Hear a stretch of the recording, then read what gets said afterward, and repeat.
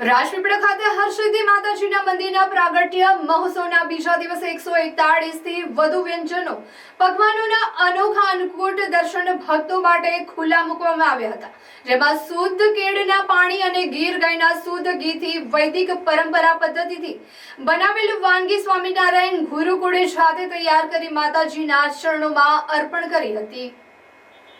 આ અંગે ગુરુકુળના સિદ્ધેશ્વર સ્વામીજીએ જણાવ્યું હતું કે આજકાલના બજારના તૈયાર ફરસાણ મીઠાઈનો પ્રસાદ 56 ભોગમાં કે મંદિરમાં મુકાય છે તેમાં પવિત્રતા જળવાતી નથી। અમે ગુરુકુળ દ્વારા શુદ્ધ કેળના પાણીથી અને ગીરના ગાયના શુદ્ધ ઘીથી વૈદિક પરંપરા પદ્ધતિથી બનાવેલ અત્યંત શુદ્ધ અને પવિત્ર અન્નકૂટ તૈયાર કરી માતાજીને 141 વ્યંજનોના પકવાનો ધરાવ્યા છે। શુદ્ધ દૂધ ઘી તેલના પાકમાં ખુદ સ્વામીજીએ પવિત્રતા જાળવી અન્નકૂટના વિવિધ વ્યંજનો બનાવ્યા હતા। આજે અન્નકૂટના દર્શન અને આરતીમાં ભક્તોની ભારે ભીડ જામી હતી। 2 દિવસ અન્નકૂટના દર્શન કરી ભક્તોએ ધન્યતા અનુભવી હતી। આજે મંદિરને 1000 કિલો ફૂલોથી શણગારવામાં આવ્યું હતું, તેમજ નવચંડી યજ્ઞમાં પણ મોટી સંખ્યામાં ભક્તો જોડાયા હતા। માતાજીના અને અન્નકૂટના દર્શન કરી ભક્તોએ ધન્યતા અનુભવી હતી।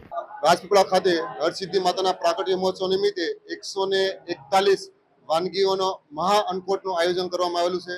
સાથે સાથે એક ભવ્યથી ભવ્ય હોમનું પણ આયોજન કરવામાં આવેલું છે।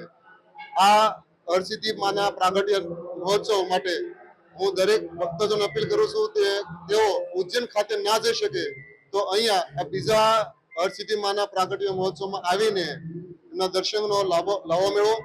અમે પણ આજે દરેક હજારોની સંખ્યામાં હરિભક્તો આવીને આજે આ માતાના અન્નકૂટનો અને હોમનો લાવો લઈને ખૂબ જ ધન્યતા અનુભવેલી છે। તો હું દરેક ભક્તોને નમ્ર વિનંતી કરું છું, આપ પણ જલ્દથી પધારો અને માતાજીના દર્શનનો લાભ મેળવો। ભવ્યથી ભવ્ય મહાભોગ માતાજીને ધરવામાં આવ્યો છે। શ્રી સ્વામિનારાયણ ગુરુકુળ રાજપીપળા ના દ્વારા આ સુંદર અન્નકૂટનું આયોજન કરેલું છે। એની અંદર શુદ્ધ ગાયનું ઘી, કેળનું પાણી અને પૂર્ણ રીતે સ્વામિનારાયણ સંપ્રદાયની પરંપરા અનુસારનો દિવ્ય મહાભોગ બનાવવામાં આવ્યો છે। 141 ઉપરાંત નવા વ્યંજનો ફરસાણો સહિત મહાભોગ છે। માતાજીને વિવિધ ડ્રાયફ્રૂટો, ફ્રૂટો અને વિવિધ શાકભાજીઓથી સહિત મોટામાં મોટો અન્નકૂટ છે।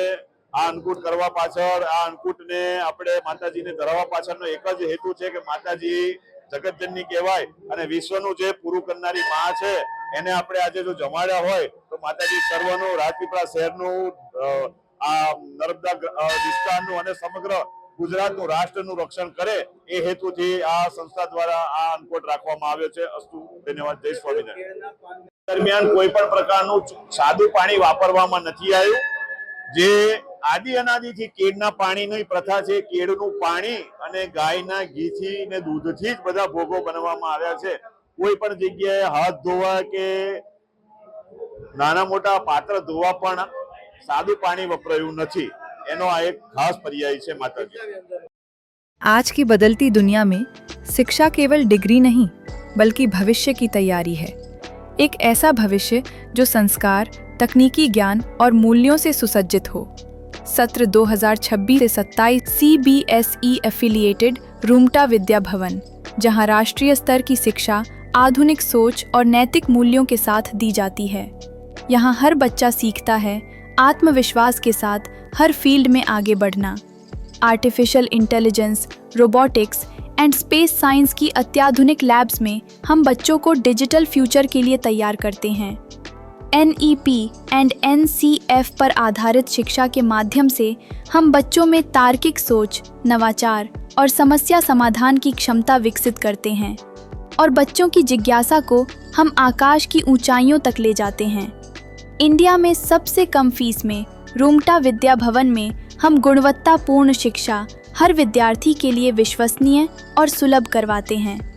शिक्षा के साथ साथ हम बच्चों के समग्र विकास के लिए प्रतिबद्ध हैं। उनको सुरक्षित और सकारात्मक वातावरण प्रदान करना हमारी प्राथमिकता है। अपने बच्चे को दीजिए CBSE आधारित, तकनीक सक्षम और मूल्यनिष्ठ भविष्य की शिक्षा। रूमटा विद्या भवन, जहाँ की शिक्षा बनाती है भविष्य के लिए तैयार और जिम्मेदार नागरिक। अपने बच्चे के उज्जवल भविष्य की शुरुआत के लिए आज ही रुंगटा विद्या भवन में प्रवेश सुनिश्चित करें।